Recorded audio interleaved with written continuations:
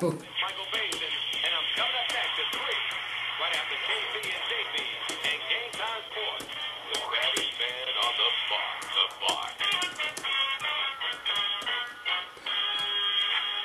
it all pumped up, baby. Michael Basin. We're shutting the afternoon down with the Michael Basin Show on 1620 KYIZ. And back to the realest sports talk show in the Northwest. Game Time Sports Talk, brought to you weekday afternoons from 1 till 3, right here on the Z, 1620 AM KYIZ. We're in Seattle, Martin Luther King Jr. County. Your hotline numbers are 206-325-1420, as well as in Tax City, Pierce County, points south and points beyond, including on the World Wide Web, where we're live streaming at www.ztwins.com, 206-329-7881. Let's go right back there. Commando Dave, game time. What's on your mind? Hey, what's up, JB and KB? How you doing, Commando? Man, I'm doing great on a football Friday because Big P's crashing the boards. Let me just give a Merry Christmas shout out to all the game timers, and I think RJ pretty much said it, the rest that that I could possibly say on that. that was a great holiday greeting, RJ. Man, what a weekend of football, you guys. 2 must-wins. The Huskies must beat Boise State, and the Seahawks cannot lose for the first time this season at home to the 49ers. And to be quite frank, I'm not sure, which game I'm more nervous about, I should say. But with the Huskies first, as we saw with Nebraska, man, it's hard to beat teams back-to-back. So do you want the Huskies to beat Boise State tomorrow and then lose the home opener in the new Husky Stadium, or win big tomorrow and then blow the party at the start of the season next year? You definitely don't want them to blow the party at the start of the season, not to open the stadium up. You don't want that. Can't have it. I think that we can all, throw the excuses out if they lose to Boise tomorrow. It was Vegas, they were on vacation. Stop. Okay, great, cool, but they win a football game. Thank you. But the other side of that is, I would, if you're asking me to choose which one that I would rather them lose, much rather them lose tomorrow than lose in the stadium opener. Wow. That's just me, because look, tomorrow doesn't mean much. Now, it goes a long way as far as recruiting is concerned. Right. It goes a long way as far as getting these guys prepared for winning football. You don't go to bowl games unless you're a winner, and so maybe that winning culture is creeping on back into Montlake. But next year, at the beginning of the season, you drop that game. I mean, obviously it's not a conference game or anything like right. that, but any aspirations that you have for a BCS bowl or whatever can be squashed right there at the beginning of the season.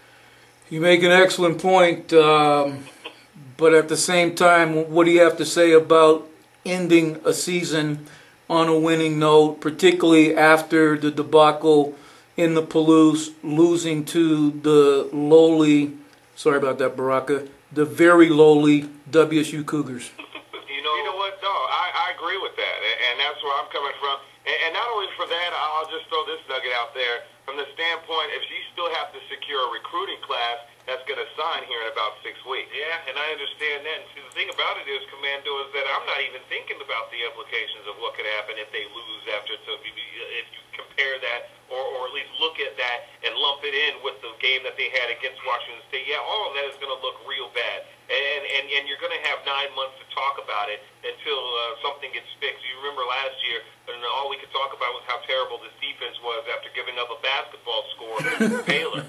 And right. You don't want to do that again, obviously, but Can't. To me, I just think that the regular season means so much more, especially in college football, than a bowl game to me. That's me.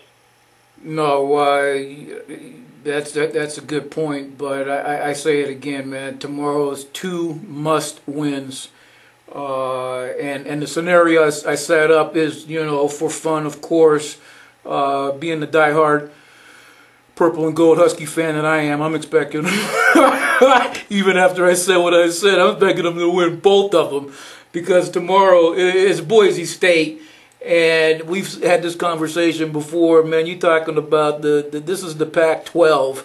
So go represent on national TV with the Pac-12 and show what that Pac-12 football is all about. And then hopefully they'll come back next season and beat Boise State, the same Boise State, because it's still Boise State and it's still the Pac-12. You know what I'm saying? I'm with you. Ask Utah about how the Pac-12 treats them. I mean, I'm pretty sure that they missed those 11-0 seasons that they used to have there in the Mountain West. Yeah, well, Boise State has defeated 2 Pac-12 teams in this bowl last 2 years. Yeah, and they defeated, let's go back to the LeGarrette Blunt punch game where they defeated Oregon, albeit it was on their home field in Boise. Right. But still, you know, you're talking about a national power in Oregon right now. And a national power that's trying to escape sanctions from the NCAA right now. We know about Couldn't that. happen to a better program. They definitely put it out on the field, though. When it's time to play football, Oregon can do that. Moving to the Seahawks. Yeah, the other must-win game there, Commando? I know I said it's a must-win, but that's a gotta win. I just elevated it to a new level. Seahawks gotta win this game. There's just no ifs, ands, or buts. I think that game down in San Francisco was the hardest hitting game the Seahawks played this season, and I'm looking for the exact type of hard hitting game on Sunday. But the thing is, 2 different teams. I mean, this is going to be the intriguing thing about this game on Sunday night, because you're really looking at, you know, an adjusted team on both sides of that ball. The San Francisco 49ers, of course, with a different quarterback, looking like they're just, you know, unstoppable for all intents and purposes.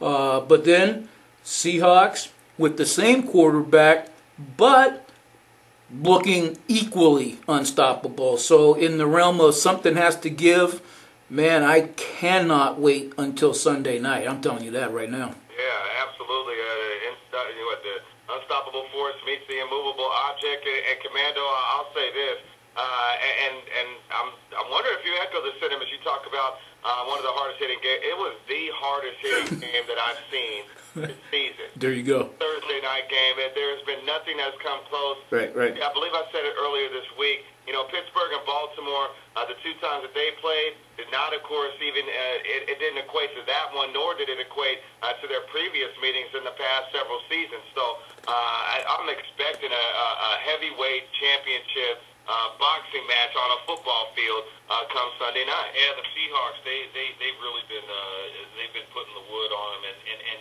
trust me, the San Francisco 49ers have been putting the wood on them too as well. I mean, there's a few guys that are a few pennies lighter in the pocket because of the hits that they've been able to put on teams this year. They're in that San Francisco secondary, as well as you have guys in the Seattle secondary that can bring the heat. I remember watching the game. I believe it was the Arizona game, which the Seahawks won 58-0, where one of the hits on the television caused my son to look up. It was that loud, and you know, he was playing with blocks, and all of a sudden, boom, he looks up. Yeah, that's football, son. So you know, I'm pretty sure, and I'm looking forward to this being a hard-hitting game. But at the same time, I do think that you're going to see both of these teams score in the 20s, maybe even the high 20s. In order to get this victory. I mean, we talk about them being great defensive teams, but their offenses have come a long way since the last time that they played. Yeah, you have the new quarterback. You have the old quarterback here in Seattle, the new quarterback there. I think the new quarterback, he goes down the field a little bit more. He uses some of those weapons at wide receiver that Alex Smith didn't necessarily use as much. And now, on the Seahawks side of the ball, they're not only efficient running it, but they are using some of those receivers. And we were wondering, why are they cutting T.O.? Why are they cutting Kellen Winslow? Right. Well, you see, these guys have emerged into playmakers. So I think it's going to be in the high 20s. And I even said it earlier this week, wouldn't be surprised to see a 31-27 victory by one of these 2 teams. And talking about cutting guys, I'm sure glad that I didn't cut Golden Tate after that first San Francisco 49ers game. don't know if you guys remember, but I wanted him out of there after that performance. But he's really come on since that game, and Hell of a season, though. Beg pardon? I mean, even before that game, I mean, let's not forget what he did. Regardless of how controversial you want to call it against, of course, Green Bay. Right. He was instrumental in that New England win. Yeah, he still Dallas. Remember that block? Oh, yeah. Let's not forget the block. Lay out the middle linebacker of the Dallas Cowboys. The one he got Right. fined for. Yes. Let's not forget him. Yeah. He's had a hell of a season, a breakthrough season. No, he really has. But going to the Green Bay Hail Mary, if he doesn't, we don't get that win if he doesn't fight for it. He doesn't at least go up there, make an effort, and fight for that ball, which is one of the things that Pete Carroll has preached over and over and over again. Always compete.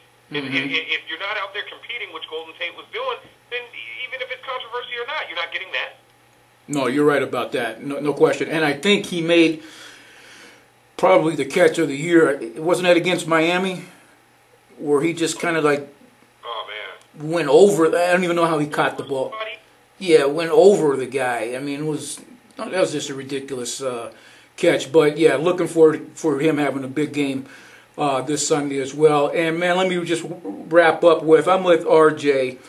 I got to see how this season plays out for the Rookie of the Year. But then at the same time, Tony Rome made the point that I've been somewhat maintaining, that Andrew Luck and RG3 came into the league as the first and second round picks, expected to start and do big things, which they have.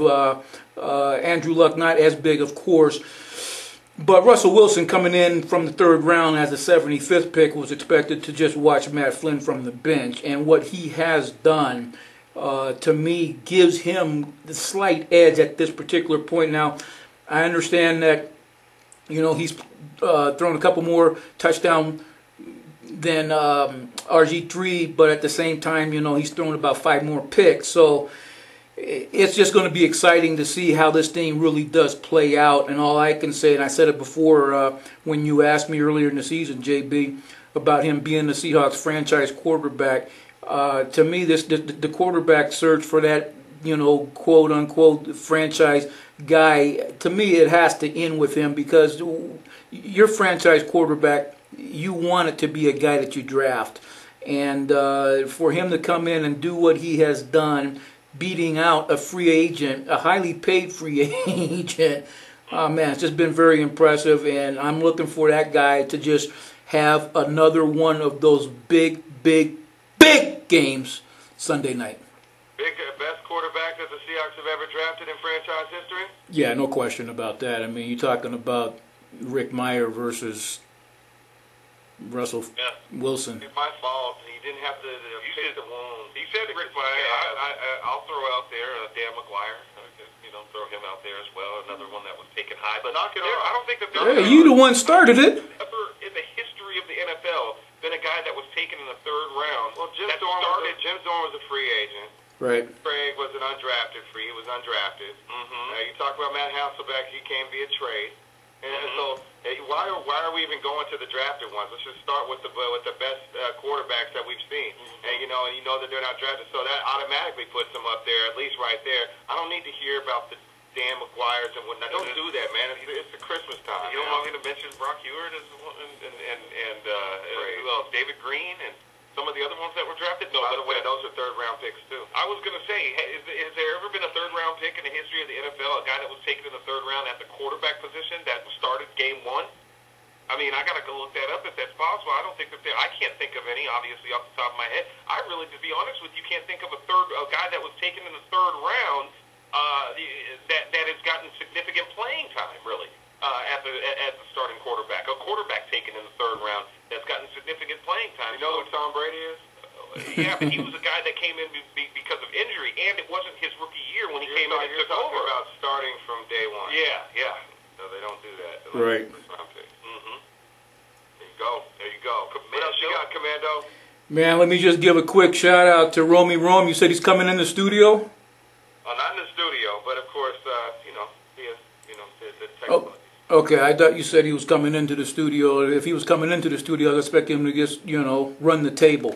But shouldn't he be doing that anyway? Yeah, well, he can miss one if he's not coming into the studio. And be careful of that Cleveland-Denver game, Romy Rome. That's cool. And then you can jump back and kiss Big P under the mistletoe. Yeah, exactly. I think I see myself under the Merry Christmas to you and yours. Happy holidays, Commando. And, of course, let's get these must-have-to-win games. That's what I'm saying, man. Always good being on with you guys. And Merry Christmas to you two, your families, and to all the game timers. And go Huskies, go Seahawks. There you go. We got, of course, Commando Dave checking in and out here on Game Time Sports Talk, no doubt. Weekday afternoons from 1 till 3, right here on the Z, 1620 KYIZ, 1560 KZIZ, and live streaming on the World Wide Web at ztwins.com.